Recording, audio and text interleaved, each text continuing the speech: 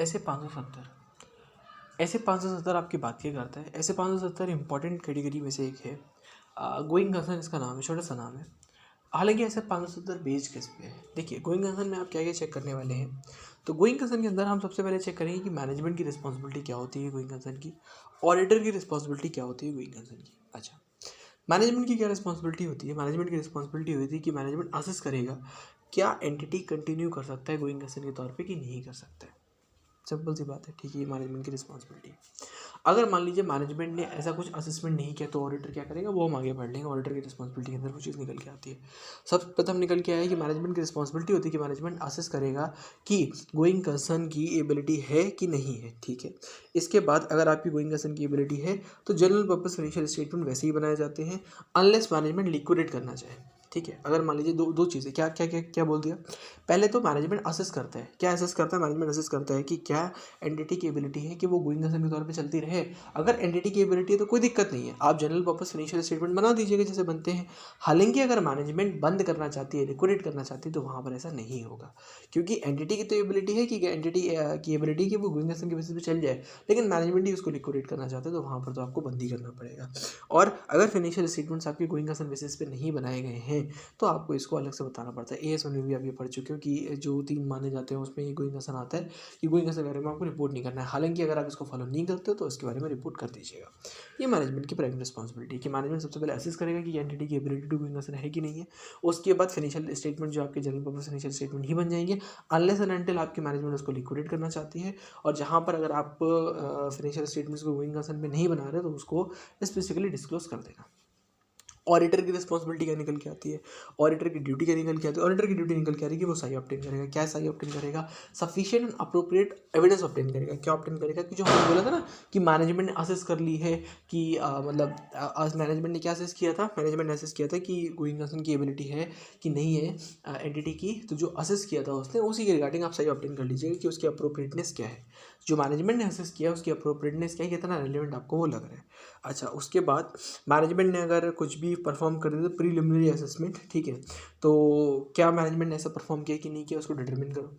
मतलब सबसे पहले ऑर्डर की रिस्पॉन्सिबिलिटी क्या निकल के, सबसे पहले ऑर्डर की रिस्पॉन्सिबिलिटी निकलेगी कि सही ऑप्टेन करना है। क्या सही ऑप्टेन करना, कि सही ऑप्टेन करना है कि भाई अप्रोप्रिएटनेस क्या है मैनेजमेंट की यूज़ की of going services of accounting. मतलब गोइंग सर्विसेज ऑफ अकाउंटिंग जो मैनेजमेंट फॉलो कर रहा है वो सही फॉलो कर रहा है कि नहीं फॉलो कर रहा है। कैसे पता चलेगा? मैनेजमेंट ने अगर असेस कर रखा था तो उसके रिगार्डिंग सही ऑप्टेन कर लेना कि मैनेजमेंट ने जो असेस कर रखा था entities ability of going concern, ठीक है।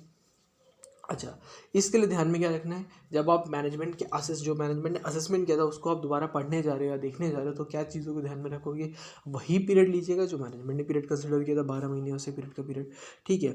और मैनेजमेंट ने ये सारी सारी रेलिवेंट इन्फॉर्मेशन ले ली थी जो ऑडिटर अवेयर था, तो आप उस चीज़ को चेक कर लीजिएगा और कुछ भी आपको यहाँ पर असेस करना या चेक करने की ज़रूरत नहीं है, ठीक है। मैनेजमेंट की 3 रिस्पॉन्सिबिलिटी थी। क्या रिस्पॉन्सिबिलिटी थी? मैनेजमेंट सबसे पहले असेस करेगा कि क्या एंटिटी की एबिलिटी है कि एंटिटी गोइंग कंसर्न पे चल सकता है, तो आप जनरल पर्पस इनिशियल स्टेटमेंट बना देना। जनरल पर्पस इनिशियल स्टेटमेंट वहाँ नहीं बनेंगे जहाँ एंटिटी की मैनेजमेंट की ही वहाँ पे लिक्विडेशन करने की फितरत है। उसके बाद अगर आपके ऐसे फिनिशियल स्टेटमेंट्स नहीं बन रहे हैं जहाँ पर मतलब फिनिशियल स्टेटमेंट्स वो बन रहे हैं जहाँ पर लिक्विडेट करना चाहते हैं तो लिख देना अलग से कि गोइंग कंसर्न फॉलो नहीं हो रहा है। ऑडिटर की ड्यूटी क्या थी? ऑडिटर की ड्यूटी थी कि वो सही ऑब्टेन करेगा अप्रोप्रिएटनेस कि मैनेजमेंट गोइंग कंसर्न अगर फॉलो कर रहे हैं नहीं कर रहे हैं तो उस डिसीजन की अप्रोप्रिएटनेस को चेक करने के लिए आप एक सही ऑब्टेन करिए। साथ में चेक करिए कि मैनेजमेंट ने जो असेस करने की बात है वो असेस किया है कि नहीं किया। आप कैसे चेक करोगे असेसमेंट जो सही है कि नहीं है मैनेजमेंट का? दो चीज़ें करके आप असेसमेंट चेक कर लेते हो। एक तो आप कब वही पीरियड कवर करते हो जो मैनेजमेंट ने कवर किया था और जो भी इन्फॉर्मेशन आपके पास है जो मैनेजमेंट के पास है वही सारी की सारी मैनेजमेंट के पास थी कि नहीं थी, ये चीज़ आप चेक कर लेते हो, ठीक है। इसके बाद ऑडिटर आइडेंटिफाई करता है, ये ऑडिटर की ड्यूटी है। ऑडिटर की ड्यूटी है कि जो भी सिग्निफिकेंट इवेंट या कोई भी सिग्निफिकेंट डाउट रेस कर सकता है, कोई भी इवेंट ऐसा है जो सिग्निफिकेंट डाउट रेस कर सकता है एंटिटी की एबिलिटी पे है गोइंग कंसर्न, उन सारे के सारे इवेंट्स को ऑडिटर आइडेंटिफाई करेगा। ऐसे कौन से इवेंट्स होते हैं? इनको हम 3 कैटेगरी में लेके जाते हैं। एक आपके होते हैं फाइनेंसिंग इवेंट्स, एक आपके होते हैं ऑपरेटिंग इवेंट्स, एक आपके होते हैं अदर इवेंट्स। अच्छा, प्यार से समझते हैं इसको। अदर इवेंट्स क्या हो? अदर इवेंट्स का मतलब होता है मान लो एंटिटी जो है स्टैट्यूट्स को फॉलो नहीं करती है, एंटिटी जो है लॉज एंड रेगुलेशंस को फॉलो नहीं करती है, ये अदर इवेंट में निकल के आ जाएगा। या फिर कोई लॉ या रेगुलेशन में चेंज आता है। फॉर एग्जांपल गुजरात में शराबबंदी होगी और वहाँ पे एक लोकल फर्म थी जो शराब ही बनाती थी, फिर गोइंग कंसर्न पे तो अब क्या ही गोइंग कंसर्न रहेगा आपका, बर्बाद हो गया आप तो, बंद करिए अपनी फर्म, ठीक है, ये हमारे अदर फैक्टर्स के अंदर पहला पॉइंट निकल के आ गया। दूसरा पॉइंट क्या निकल के आएगा, एंटिटी के खिलाफ कोई लीगल प्रोसीडिंग पेंडिंग, तो आपको लग रहा है कि पूरी की पूरी इसके खिलाफ ही चली गई, कोर्ट का आ ही चुका है, अपील आप क्या ही करोगे, सारे के सारे मान ही गए कि भाई कुछ नहीं होने वाला, तो वहाँ पर आपको लग रहा है कि भाई बर्बाद हो गए तो बंद कर दो। ठीक है, तो एंटिटी के क्या रीजंस निकल के, पहला लॉज रेगुलेशंस को या स्टैट्यूट्स को फॉलो नहीं कर रहे थे, दूसरा कोई बदलाव आया लॉ या रेगुलेशन में जो आपके हित में नहीं है, तीसरा आपने कोई लीगल प्रोसीडिंग आपके खिलाफ चल रही थी, ठीक है, पेंडिंग थी, आपके खिलाफ चल रही थी, लेकिन आपको लग रहा है कि वो सही हित में नहीं जाने वाली है, चौथा अनइंश्योर्ड या अंडर अश्योर्ड असेट है। क्या मतलब हुआ, ये शिप है, शिप का इंश्योरेंस नहीं करवा के आपने उसको नदी पार भेज दिया, फिर तो भूल ही जाओ ना गोइंग कंसर्न, क्यों कंपनी चालू करी थी आपने, ऐसे करके गलत एग्जाम्पल है बट दे दिया एग्जाम्पल। ठीक है, कोविड में ये चीज़ हुई थी ज़्यादा। ठीक है, अंडर इंश्योर्ड असेट या अनइंश्योर्ड असेट के केस में हैवी लॉसेस हुए थे, जिसकी वजह से गोइंग कंसर्न की एबिलिटी आपकी चली गई थी काफ़ी फर्म्स की। तो इन्होंने कहा कि ये अदर इवेंट्स जो डाउट क्रिएट कर सकते हैं, ये इवेंट्स आप मद्देनजर रखिए। ठीक है, फिर कुछ इवेंट्स हमने बोला था कि ऑपरेटिंग इवेंट्स, ऑपरेटिंग कंडीशंस, क्या ऑपरेटिंग कंडीशंस होती हैं जो ऑडिटर आइडेंटिफाई करेगा ही करेगा कि भाई जिससे सिग्निफिकेंट डाउट रेज हो कि गोइंग कंसर्न नहीं होने वाली एंटिटी की, क्या ऑपरेटिंग ऐसी कंडीशन होने वाली। तो उन्होंने कहा ऑपरेटिंग कंडीशन का मतलब होता है, मान लो मैनेजमेंट का जो डिसीजन होता है ना, हम लिक्विडेट करेंगे, वो ऑपरेटिंग कंडीशन का ही पार्ट होता है। ठीक है, एक तो ये हो गया। दूसरा ऑपरेशंस में दिक्कत आ रही है, ऑपरेशन में दिक्कत कैसे आएगी, आपका जो की मैनेजरल पर्सन था, जो आपका मेन काम करता था, वो बंदा चला गया, या फिर जैसे फॉर एग्जांपल कोई भी एग्जांपल आप ले सकते हो, कोई बंदा था कि एम पे वो चला गया। ठीक है, या फिर और क्या हम कहते हैं, तो ऑपरेटिंग कंडीशन में जहाँ से सप्लाई आती थी सप्लाई नहीं आ पाएगी। अच्छा, इसमें एयरटेल का एग्जांपल है, जियो का या आप आइडिया का एग्जांपल ले लो, जैसे जो कॉम्पिटिटर था, नया कॉम्पिटिटर आ गया, अच्छा एक सिग्निफिकेंट कॉम्पिटिटर आ गया, मार्केट का जो मेरा शेयर था, मेरा मार्केट का शेयर जा रहा है, हैवी लॉसेस हमें हो रहे हैं और सप्लाईज मेरे पास आ नहीं पा रही हैं, और जो हमारा लेबर है, लेबर की सप्लाई भी फुलफिल नहीं हो पा रही, लेबर की हमें डिफिकल्टी हो रही है। तो इन्होंने कहा कि क्या ऑपरेटिंग कंडीशंस होती हैं, 4-5 एग्जांपल्स दे दो। तो मैनेजमेंट लिक्विडेट करना चाहता है, ये एग्जांपल हो गया, कि एमपी का लॉस, एक एग्जांपल ये हो गया, हमारा मार्केट का शेयर चला गया, ये लॉस हो गया, कॉम्पिटिटर आ गया, ये लॉस हो गया, अच्छा कॉम्पिटिटर आ गया, वो लॉस हो गया, या फिर हम लेबर डिफिकल्टी हो रही, लेबर ही नहीं आ रही है हमारे पास, कोविड के टाइम पे लेबर ही नहीं आई थी फर्म्स के पास, वो प्रोड्यूस ही क्या करते, प्रोडक्शन क्या करते, ऑटोमेटेड थे नहीं वो, और मेजर मार्केट आपका चला गया। ठीक है, तो ये आपके ऑपरेटिंग के अंदर निकल के आते हैं। ठीक है, फिर आता है फाइनेंसिंग कंडीशंस। फाइनेंसिंग कंडीशन के एग्जांपल क्या हो सकते हैं, फाइनेंसिंग का मतलब होता है आप अच्छे खासे कर्ज में या अच्छे खासे लॉस में डूबे हुए, ये फाइनेंसिंग कंडीशंस के एग्जांपल होते हैं। फॉर एग्जांपल अगर आप अनिल अंबानी जी की फर्म को देखते हैं, तो आप कहते हैं ये भैया फर्म क्या ही चलेगी, इस बैंक की बात करते हैं आप, क्या ही चलने वाली है फर्म, क्यों, क्योंकि उनके हैवी लॉसेज हैं, पहला तो उनके हैवी लॉसेज निकल के आ जाता है, और क्या निकल के आता है, जैसे अनिल अंबानी की आप बात कर लेते हैं, उनकी फर्म की क्या और निकल के आता है, एक तो हैवी लॉस है, ये तो फाइनेंशियल कंडीशन के अंदर पहला हो गया, और उनके जो रेशियोज़ हैं, फाइनेंशियल रेशियोज़ है, वो एडवर्स फाइनेंशियल रेशियोज़ होंगे, ऑफकोर्स ही बात है, losses heavy, adverse financial ratios होने वाले हैं। ठीक है, कोई भी बोरिंग उनकी जो है वो रिन्यूएबल नहीं होने वाली, बोरिंग की नई बोरिंग वो रेज नहीं कर सकते। ठीक है, तो नॉन रिन्यूएबल बोरिंग जो फाइनेंशियल सपोर्ट था वो विड्रॉ हो गया है, और नया वो ऐसा कुछ रेज कर नहीं सकते। ठीक है, तो क्या हो जाएगा कि withdrawal of borrowing or non renewable of borrowing, और inability to arrange for the finances. अच्छा, और हैवी लॉसेज आपके थे, इनएडिक्वेट या फिर एडवर्स आप कह सकते हो, फाइनेंशियल इश्यूज आपके चल रहे थे, और नेट लाइबिलिटी पोजीशन आपकी ख़राब चल रही है। अच्छा, और क्या एग्जांपल्स हो सकते हैं इसके, आप क्रेडिटर्स को पे नहीं कर पा रहे हो, तो इनएबिलिटी टू पे क्रेडिटर्स एग्जांपल हो सकता है इसका। आपकी जो असेट्स हैं उनकी वैल्यू अच्छी खासी गिर गई है। ठीक है, आपके जो ऑपरेशन है वो डिसकंटिन्यूड है, आपका जो कैश फ्लो है वो आपका नेगेटिव चल रहा है। ये एग्जांपल है, 10 एग्जांपल्स हैं एग्जैक्टली, बट 5-6 भी आपका याद रहते हैं। फॉर एग्जांपल अगर आप याद कर लेते हो, बोरिंग से रिलेटेड याद कर लेते हो, अनिल अंबानी जी को याद करते हो, तो भी आपके 6-7 एग्जांपल्स आपको याद आ जाएंगे। कैसे याद आएंगे कि भाई एक तो हैवी लॉसेज हो रहे होंगे, और जो बोरिंग है वो हम रिन्यू भी नहीं कर सकते हैं। ठीक है, non renewable of the boring.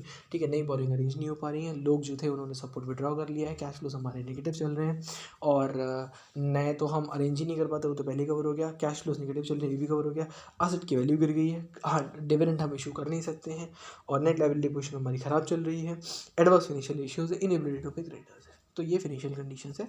तो इन कंडीशंस को एक बार जो ऑडिटर साहब हैं वो एक बार देख लेंगे, उनके बेसिस पे डिटरमिन कर लेंगे।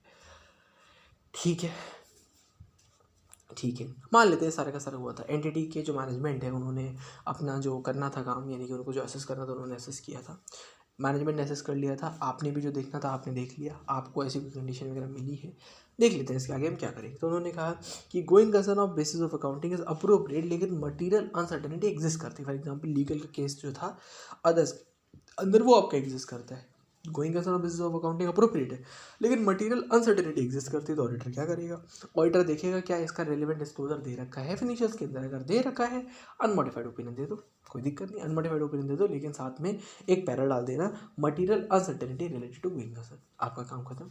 अगर ऐसा कोई डिस्क्लोजर ही नहीं दे रखा है तो मॉडिफाई कर देना ओपिनियन को। कैसे मॉडिफाई करोगे? या फिर क्वालिफाइड पास कर देना या फिर एडवर्स पास कर देना, आपका डिस्क्लेमर तो आएगा नहीं यहाँ पर, ठीक है। क्वालिफाइड एडवर्स क्यों आएगा? क्वालिफाइड का मतलब होता है मटेरियल में स्टेटमेंट एग्जिस्ट करती है बट परवेजिव नहीं है, और एडवर्स का मतलब मटेरियल पर स्टेटमेंट आपकी परवेजिव भी है, पूरे फिनिशियल स्टेटमेंट लेवल पे फैली हुई है, तो जो भी आपको लग रहा है उस हिसाब से पास कर दीजिएगा, ठीक है। इसके बाद आपने कहा कि नहीं गोइंग कंसर्न ऑफ अकाउंटिंग जो है हमें इफेक्ट वगैरह मिल गए, तो गोइंग कंसर्न इन्होंने लगा रखा है बट ये अप्रोप्रिएट नहीं है, फिर तो वहाँ पर तो आप एडवर्स ओपिनियन नहीं पास करेंगे ना। अच्छा, डिस्क्लेमर क्यों नहीं पास कर रहे? डिस्क्लेमर भी तो परवेजिव के केस में फॉलो पास होता है, क्योंकि वहाँ पर ये होता है कि सही ऑप्टेन नहीं कर पा रहे, सही ऑप्टेन करके बैठे ना तभी तो एडवर्स पास करोगे आप।